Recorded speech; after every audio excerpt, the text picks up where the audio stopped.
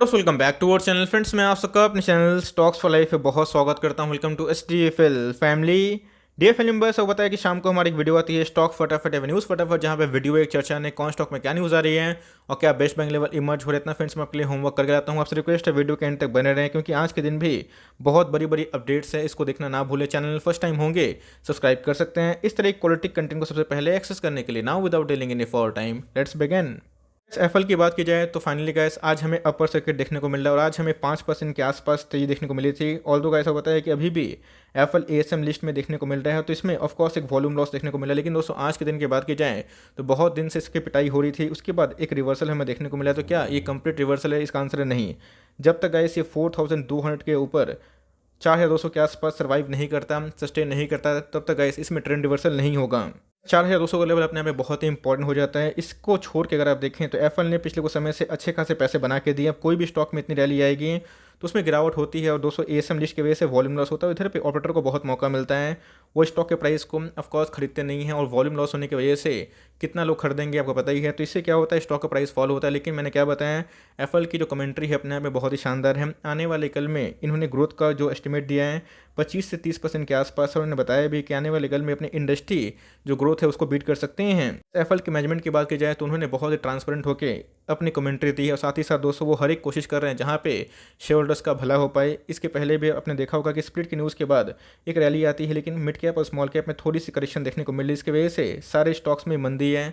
Mid cap के अच्छे से अच्छे स्टॉक में या फिर स्मॉल कैप में एक अच्छी खासी करेक्शन देखने को मिल चुकी है। लॉन्ग टर्म में स्प्लिट का बेनिफिट बहुत होगा, डिपेंड करता है कि 26 तारीख को इनका कंक्लूजन क्या निकल के आता है कि कौन सा रेशियो में ये स्प्लिट अनाउंस करेंगे। बट दोस्तों इन्होंने एक अच्छा स्टेप चला, ऑल्दो मुझे लगता है कि थोड़ी सी स्प्लिट की न्यूज़ जल्दीबाजी में है, बट कोई दिक्कत वाली बात नहीं है।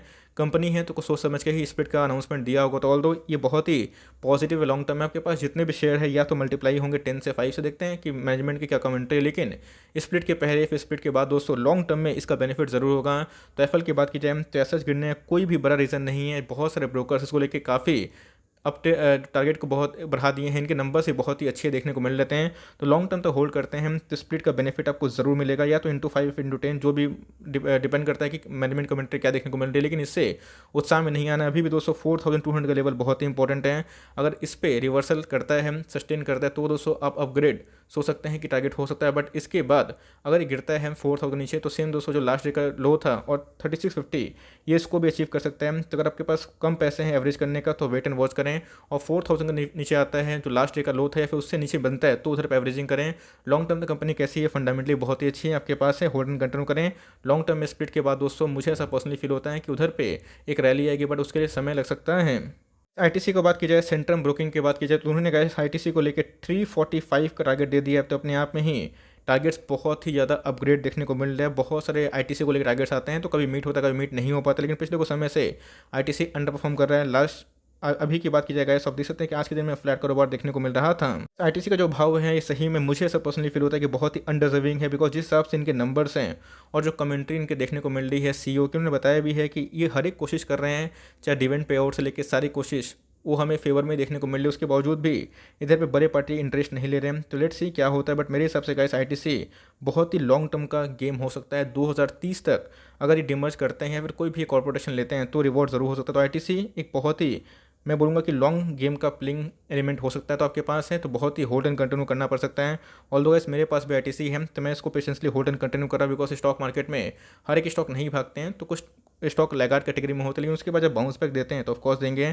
तो सेंट्रम ब्रोकिंग के टारगेट्स में कितना दम है लेट्स सी। लेकिन आने वाले कल में मुझे लगता है कि डेफरी कंपनी बाउंस बैक जरूर करेगी, टाइम ले रही है बट आने वाले कल में आपके पास है तो समय दीजिएगा तो रिवॉर्ड जरूर करके दिखा सकती है। इस बात की जाए बजाज फिनसर्व में अच्छी न्यूज़ थी कि उनको एएमसी का लाइसेंस मिल गया। तो मैंने कमेंट देखा कि सर बजाज फिनेंस क्यों भागा। देखिए बजाज फिनसर्व और बजाज फिनेंस दोनों ही एक साथ चलने वाले मैक्सिमम टाइम देखने को मिलते हैं, बिकॉज बजाज फिनसर्व की बात की जाए तो पेरेंट कंपनी किसकी, बजाज फिनेंस की। इस मार्केट में सेंटीमेंट बहुत तेज़ी से चेंज होता है। इसके पहले क्यों उनके नंबर्स खराब बोल के किसी ने खरीदा नहीं, और उधर पे मैंने क्या बताया था, स्टॉक मार्केट है, स्टॉक गिरता भी है भागता भी है। 2000 तक भी 200 स्टॉक जा चुका था, लेकिन जिन्होंने पेशेंस दिखाया, टाइम दिया, पैसे बने, इसके बाद भी दोस्तों अगर आप देखें 5500 के बाद इसने 4400 का डिप मारा था। तो जी हाँ दोस्तों, उधर पे भी 20 से 25% करेक्शन था। कोई भी स्टॉक करेक्शन देगा तो उधर पे बाउंस बैक ज़रूर आता है, लेकिन अच्छे कंपनी वैल्यू बाइंग करते हैं। तो बजाज फाइनेंस को मैंने बहुत बार कवर भी किया, बताया भी कि इन सब स्टॉक में पोर्टफोलियो का वेटेज ज़्यादा होना चाहिए और इन सब स्टॉक को SIP वे में डालिएगा। इन सब स्टॉक में हेवी करेक्शन का आप उम्मीद मत करिए, कभी भी 5-7% मिल जाता है तो बहुत ही लक वाली बात होती है। तो कंपनी फंडामेंटली बहुत ही अच्छी है, आपके पास है, कंटिन्यू कर सकते हैं। ऑलरेडी ऑल टाइम हाई पे हैं, तो 7000 लेवल तोड़ नहीं पाते हैं तो फिर से 6700 के आसपास देखने को मिल सकता है। तो मेरे हिसाब से gas SIP is the way, आपको एकोमुलेशन करना है, प्राइस पे ध्यान मत दीजिए, एकोमुलेशन पे ध्यान दीजिए। कंपनी अच्छी रहेगी तो लॉन्ग टर्म बाउंस बैक क्या एक नया हाई लगाएगी। तो मेरे हिसाब से बजाज फाइनेंस में होल्ड एंड कंटिन्यू करें। हम लोग बहुत मुनाफा में हैं और नहीं लिए हुए हैं। तो मैंने आज के दिन एक वीडियो बनाई है कि नेक्स्ट जो रिवर्सल है, नेक्स्ट जो रैली है वो किस में आ सकती है। उसको नहीं देखा वीडियो को तो बहुत कुछ मिस कर रहे हैं, उसको चेक करना ना भूलें। इस बात की जाए IRCTC को लेकर बहुत बड़ी अपडेट निकल के आ रही है। सिडको की बात की जाए, एक चंडीगढ़ बेस दोस्तों लाइक टूरिज्म वाली कंपनी है और इन्होंने IRCTC से टाइप किया है कि चंडीगढ़ में जितने भी टूरिज्म वाले एक्टिविटी होंगे ये इनके संग MOU साइन कर चुके हैं, मेमोरेंडम ऑफ अंडरस्टैंडिंग। तो जी हाँ, ये दोस्तों इनके लिए बहुत ही पॉजिटिव है और बोलूँगा कि IRCTC अपने टूरिज्म वाले जो गतिविधियाँ है उसको बहुत बढ़ा रही है और उसमें कंपनी बहुत ही मजबूती से आगे बढ़ रही है। इसी महीने हमें 2 स्प्लिट की न्यूज़ देखने को मिली, एक है IRCTC और दूसरा है एफएल। तो दोनों पॉजिटिव न्यूज़ है, लेकिन एफएल में अभी तक वैसा उसका इंपैक्ट देखने को नहीं मिला, लेकिन लॉन्ग टर्म तो होल्ड करेंगे तो रिवॉर्ड जरूर करेगी। तो एसएम लिस्ट की वजह से एफएल में प्रॉब्लम हो रहा है, लेकिन इसमें तो एसएम लिस्ट नहीं है, लेकिन कंपनी को बहुत ही लंबा जाना है। कंपनी तो अभी की बात की तो F1 का स्टॉक बन चुका है, तो आने वाले कल में इसे बहुत ग्रोथ बाकी है। इनके टूरिज्म बिजनेस अच्छे कर सकते हैं, ई टिकटिंग का भी अच्छा रेवेन्यू है। ऑल दो आप देखें तो स्टॉक काफ़ी भाग चुका है, लेकिन मेरे हिसाब से इसको होल्ड एंड कंटिन्यू करें और उसमें निवेश करना है तो SIP वे में करें। 10 स्टॉक खरीदने की ताकत है, 2 से स्टार्ट करें और धीरे धीरे हर एक फॉल मिले तो उधर पर ऐड करते रहे और लंबा सोचें तो आपको बहुत पैसे बना सकती हैं।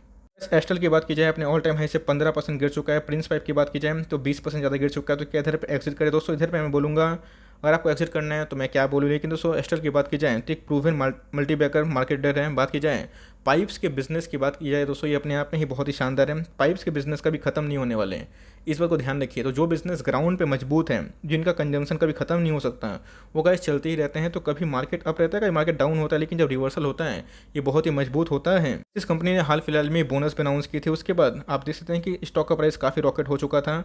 इधर पे अगर आप देखें तो स्टॉक दोस्तों ज़्यादा गिरता ही नहीं है, लेकिन गिरता है तो लोग उधर पैनिक करते हैं। मैं फिर से बताता हूँ दोस्तों, जिसमें डेट नहीं है, उनके सेल्स कांस्टेंट है, उनके प्रॉफिट बढ़ रहे हैं, उनके पास प्रोमोटर होल्डिंग अच्छी है और उनके अंदर एक गुड सिविल स्कोर देखने को मिलता है, तो उधर पे आपको पैनिक नहीं करना चाहिए। अब क्या होगा, एस्ट्रल और प्रिंस थोड़ी ना खत्म हो जाएंगे, नहीं दोस्तों। स्टॉक प्राइस में अप्स एंड डाउन्स आते हैं, मिड कैप और स्मॉल कैप के इंडेक्स गिरेंगे तो कोई भी स्टॉक गिरेगा, लेकिन मैंने क्या बताया, बुरे टाइम में अच्छे स्टॉक को होल्ड करेंगे और लाल में निवेश करेंगे तो ही हरा का मज़ा होगा। लेकिन जब लाल में निवेश करने की बारी आती है तो लोग उधर पैनिक करते हैं। तो वैसे पैनिक ना करें, मैं फिर से बता रहा हूँ, इसके पहले स्टॉक मार्केट आधा हो चुका था। जिन्होंने 1 साल 2 साल टाइम स्पेंड किए उनके पैसे दोगुना हो गए। तो सेम अगर आपको प्रिंस पाइप में निवेश किए हुए हैं तो टाइम लगेगा, लेकिन दोस्तों मुझे पक्का यकीन है कि आने वाले 2-3 सालों में ये ज़रूर एक बहुत बड़ी कंपनी बनेगी। और सेम दोस्तों एस्ट्रल में मेरी सेम कमेंट्री है, ये बहुत ही फंडामेंटली अच्छी कंपनी है और अपनी SIP को कंटिन्यू करें और हर एक 5% के फॉल में आप इसमें एड ऑन डिप्स करें, बिकॉज एक दिन में पैसा किसको बनाना है। लॉन्ग टर्म अगर आप सोचते हैं 10-20 साल के लिए, तो भाई 10-20 दिन में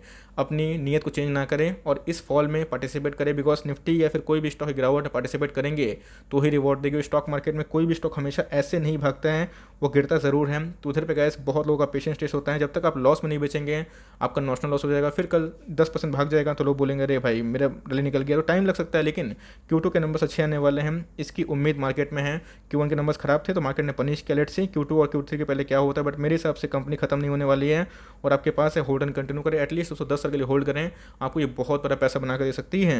बात की जाए टाटा पावर की, जी हाँ दोस्तों 150 मेगावाट को लेके एक बड़ी अपडेट हमें निकल के आ रही है। जी हाँ दोस्तों, एक स्टेट में ये अपने 150 मेगावाट जो पावर है उसको सप्लाई करेंगे। और आज के दिन के भाव की बात की जाए तो फ्लैट कारोबार था। बहुत सारे ब्रोकर्स बुलिश हैं, बहुत सारे ब्रोकर्स बेरिश है, इधर पे एक मिक्स फीलिंग है। लेकिन दोस्तों टाटा पावर की बात की जाए, मैंने आपको बताया है कि आने वाले कल में जो एनर्जी हम लोग फिर से रिन्यू कर सकते हैं उनका बहुत डिमांड होने वाला है। तो ये सब फ्यूचरिस्टिक बिजनेस है और मेरे हिसाब से गैस इन सब स्टॉक पे आपको एक्मुलेशन करना है। हर 2 दिन में, 3 दिन में, 4 दिन में एक स्टॉक खरीद लीजिए, बिकॉज उतना प्राइस नहीं है।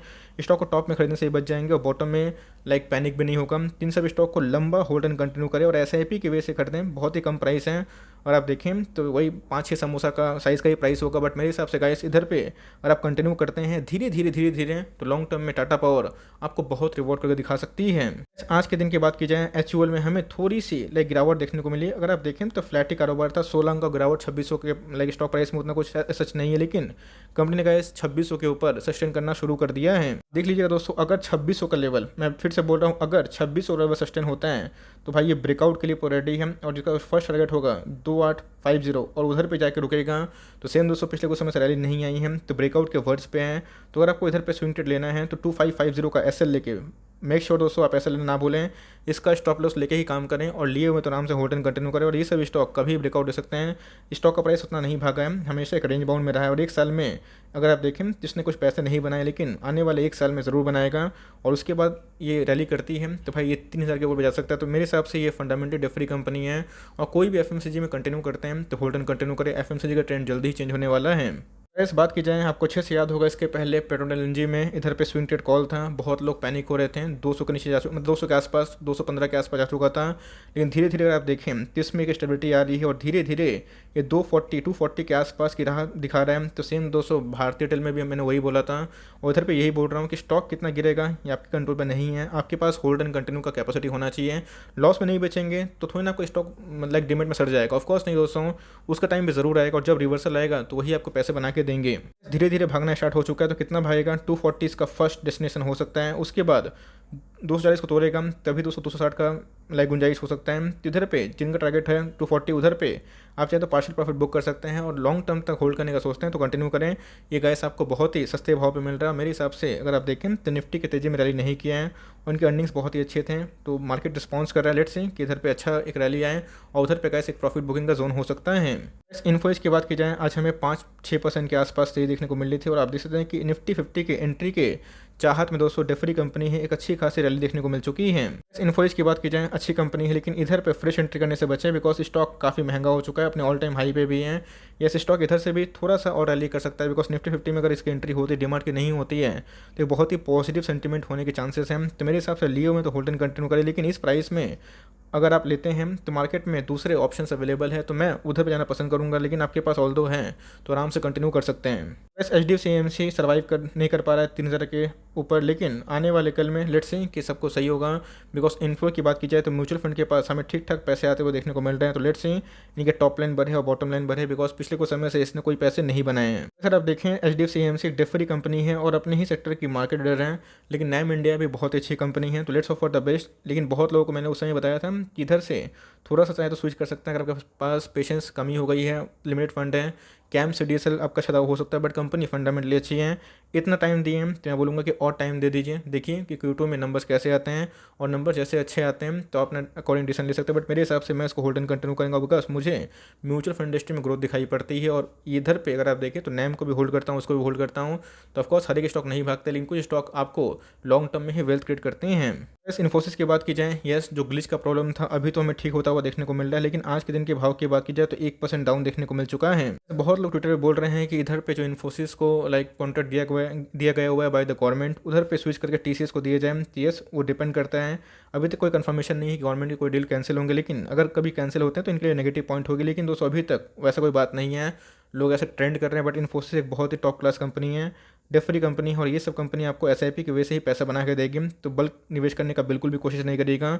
इन्फोसिस बहुत भाग चुका और टारगेट की बात की जाए तो आने वाले कल में 1900-2000 के आसपास भी जा सकता है, लेकिन डाउनसाइड की बात की जाए तो अभी के टाइम में थोड़ा कम है, लेकिन जब थोड़ा भाग जाएगा तो उधर पर ज़्यादा हो सकता है। तो मेरे हिसाब से अभी बैंक एनबीएफसी में धीरे धीरे उठा सकते हैं और एसआईपी की वजह से अगर आप लॉन्ग टर्म तक होल्ड करते हैं इन्फोसिस को तो सही है बिकॉज इन्फोसिस अपने ऑल टाइम हाई पे है, एक डिप देगा तो ही उधर पर एंट्री पॉइंट हो सकती है, लेकिन एसआईपी कमिटेड है तो आराम से कंटिन्यू फॉलो कर सकते हैं। दीपक ट्रेंड की बात की जाए, ये अपने आप में ही शानदार कंपनी है, केमिकल की टॉप नॉच कंपनी है, मैं इसको बहुत पसंद करता हूँ क्योंकि इसके अंदर पूरा ग्रोथ दिखाई पड़ता है। आज के भाव की बात की जाए 2% के आसपास तेजी थी, तो आएगा इसका नंबर भी आएगा और जब आएगा तो बहुत तेज़ी से आएगा बिकॉज इनके नंबर्स इतने ब्लास्टिंग थे लेकिन इनके चार्ट पैटर्न में देखने को नहीं मिला। दूसरा स्टॉक दोस्तों एकदम खंबा बना हुआ है, लेकिन मेरे हिसाब से जल्दी ही आपको दिखा सकता है, एकदम आराम से होल्ड एंड कंटिन्यू करें, कोई दिक्कत वाली बात नहीं है। आने वाले कल में इन्फोसिस इन्फोसिस बोल रहा हूँ तो माफ़ करिएगा, दीपक नाइट्राइट 2100 क्या 4000 क्या 10,000 का भी स्टॉक बनेगा, बिकॉज एसआरएफ की मार्केट कैप अगर आप देखें तो 50,000 करोड़ के आसपास है और उनकी अर्निंग्स इसके जैसा नहीं है। तो टाइम लीजिएगा, ये बहुत पैसे कमा के देगी और लॉन्ग टर्म में आपको बहुत पैसा बन सकता है। तो इधर पे इतना पेशेंसली होल्ड किए तो कंटिन्यू करें, हमारे पास भी ये बहुत इनिशियल लेवल से हम लोग होल्ड कंटिन्यू ही कर रहे हैं। रिलैक्सो में फॉल कब आएगा दोस्तों, जेनुअनली बताऊं तो रिलैक्सो ज़्यादा फॉल देता ही नहीं है। आज के भाव की बात की जाए तो हमें 1% के आसपास तेजी थी। रिलैक्सो को उठाना है तो याद रखिएगा एक्युमुलेशन करिए, आपको शुरुआत में रिटर्न नहीं मिलेंगे लेकिन लॉन्ग टर्म में ज़रूर मिलेगा। बिकॉज अगर आप देखें ज़्यादा फॉल नहीं होता है, 5 से 7% फॉल में ही इधर पर उठाना सही होता है। तो जी हाँ, रिलैक्सो को इसी हिसाब से इसी अप्रोच उठाइए और कभी भी गलती से मिलता है 10% के आसपास 12% के आसपास गिरावट में तो बहुत अच्छा कॉम्बिनेशन हो सकता है। ये सब गए चट्टान से भी मजबूत स्टॉक है, तो इन सब पे धीरे धीरे एसआईपी करते रहें। कितना गिरेगा ये सही में किसी को नहीं पता, लेकिन 1150 से लेके 1130 आइडियल रेंज है। अगर आज के लो की बात की जाए, अगर आप देखें तो हमें वही दोस्तों 117 के आसपास देखने को मिल रहा है। तो अगर 1200 नीचे रहता है तो हो सकता है डिप देते हैं उधर पे 1150 के आसपास एंट्री लेवल हो सकता है। तो क्या पॉलीकैप से निकल जाऊँ दोस्तों, इधर पे मैं बोलूँगा कि आपको टाइम देना पड़ेगा। मैं क्या बोलूँ, पॉलीकैप की बात की जाए अपने फंडामेंटली अच्छी कंपनी है। Q1 के नंबर्स की बात की जाए तो एस्टीमेट को बीट नहीं कर पाए थे और मार्केट में एक नेगेटिव सेंटीमेंट था, लेकिन ये अब दोस्तों एफएनओ का स्टॉक बन जाएगा। वायर्स की बात की जाए तो हेवल्स के बाद दूसरे नंबर की सबसे बड़ी कंपनी हमें दिखाई पड़ती है। और मार्केट की बात की जाए 20,000 करोड़ से ऊपर की मार्केट कैप, अगर आप देखें 27,000 करोड़ के आसपास की मार्केट कैप है। तो इन सब स्टॉक पे टाइम देना पड़ेगा।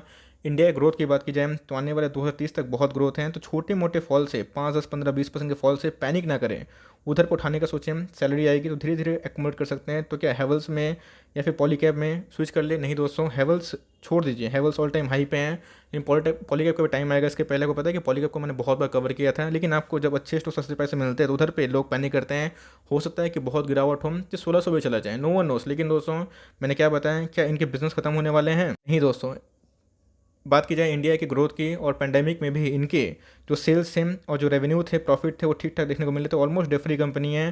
तो इनके बिजनेस जैसे जैसे भारत ग्रोथ होते रहेगा इनके बिजनेस बढ़ते ही रहेंगे। तो ग्राउंड पे इनके बिजनेस बहुत ही मजबूत और इन सब बिजनेस पे अगर आप नेगेटिविटी में भरोसा दिखाएंगे तो पॉजिटिविटी में आपका साथ जरूर देगी। तो इन सब स्टॉक को लॉस में ना बचें और धीरे धीरे एसआईपी को कंटिन्यू करते रहें। For timing that's end of video. I hope मेरा एफर्ट आपको अच्छा लगा। वीडियो अच्छी लगी तो एक लाइक कर दीजिएगा। चैनल फर्स्ट टाइम होंगे तो याद से सब्सक्राइब करना भूलिएगा। फर्दर कोई डाउट्स को ड्रॉप कर सकते हैं, कुछ रिव्यूज यूज़ करना ड्रॉप करना भूलिएगा।